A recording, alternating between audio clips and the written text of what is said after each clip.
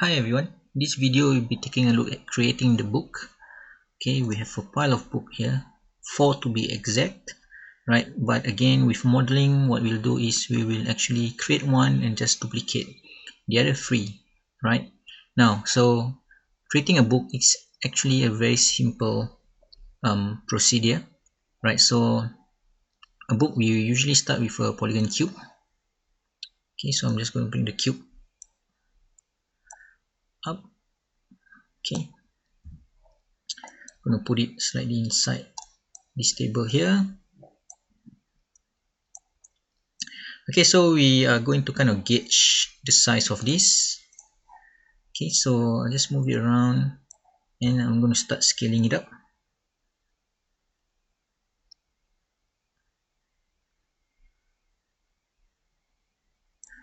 Okay, so make it thinner. Okay, so it's also easy if you kind of look at the perspective of this, right? So we're going to kind of rotate it so that it follows. There's a longer length here and a shorter one that we can see over here. Okay, so let's rotate it. Okay, so I'm going to see more of here and less of here.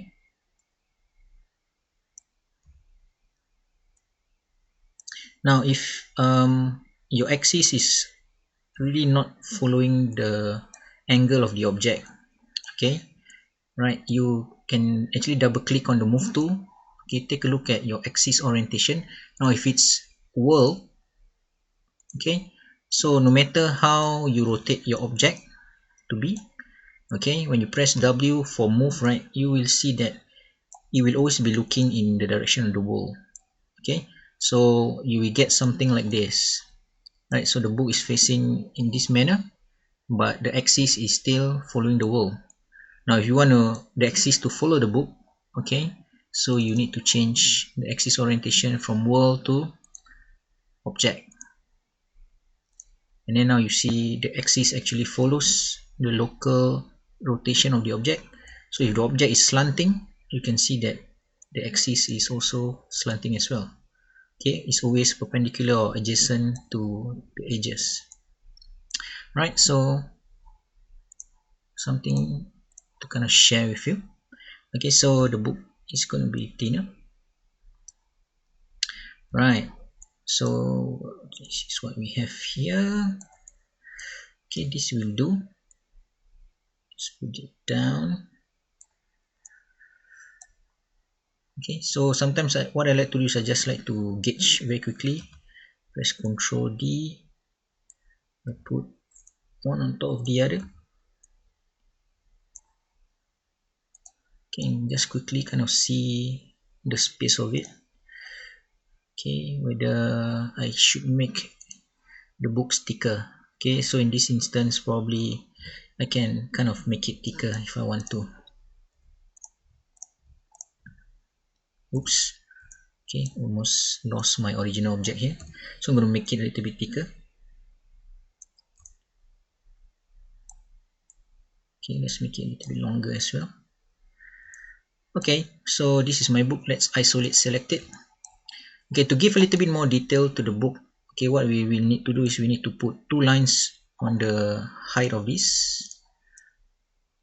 Okay, right, so let's, okay, let me add one more line here. Okay, we need lines at the width as well. Okay, we just need one. Okay, so I'm going to show you what we are going to do. So first things first is I'm going to kind of spread these 2 lines here. So double click this line, shift double click the bottom line, let's scale it apart. Okay, so I want the content of my book in the middle to be thicker, okay, than the covers of it.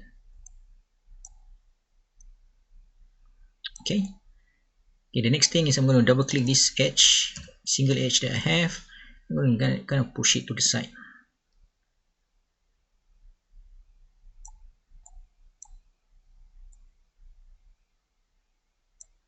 Okay, now, right, so the next thing we'll do is we are going to, okay, select these faces, 1,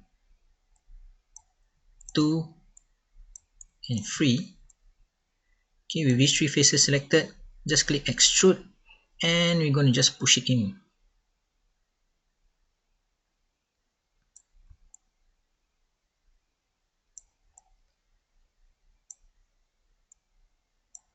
Okay, so then I will have a book.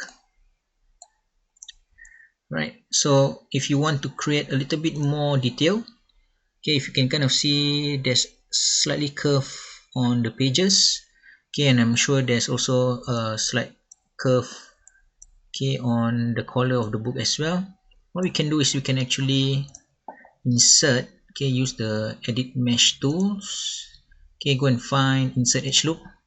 I'm going to click in the middle line here. I'm going to add a line in the middle. Okay, can add one. Now once the line is added, okay, it's going to go into a loop, right? That's why it's called the insert edge loop. I'm just going to press W. I'm going to just move it to one side. Okay, so when I move it to one side, you can kind of see now this creates a little bit of a bend here. Okay, now what I can do with this here then is to select the two corner edges. Okay, the two corner edges, and move it in. Okay, so that it becomes a bit more rounded. Okay, you can move these edges around to kind of refine your curve. Okay, to make it a bit more curvy. Right. Now if you want to have even more curve, okay, then you need to create more edges in between. Okay, but I think this looks quite fine, okay, for me. If you find this is a little bit too much, you can select the edge and just pull it out a bit. Okay, so this is the book that I've just created. So once I have one book,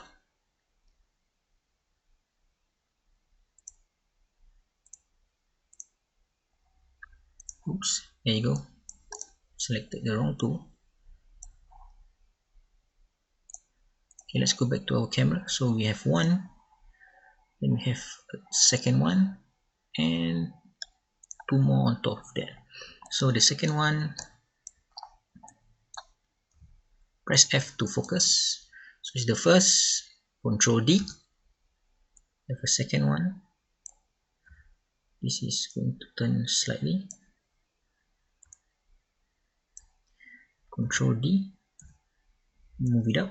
Okay, so remember once you press Control D, the duplicated object, okay, already appears. Okay, you just need to move it away, right? Control D, right? Just press W and move it away, or move it up in this instance. Okay, maybe I just move it a little bit to create a little bit of a random effect. Okay, so I have 4 books here. Okay, let's go back to our bookmark, and there you go. Okay, the books.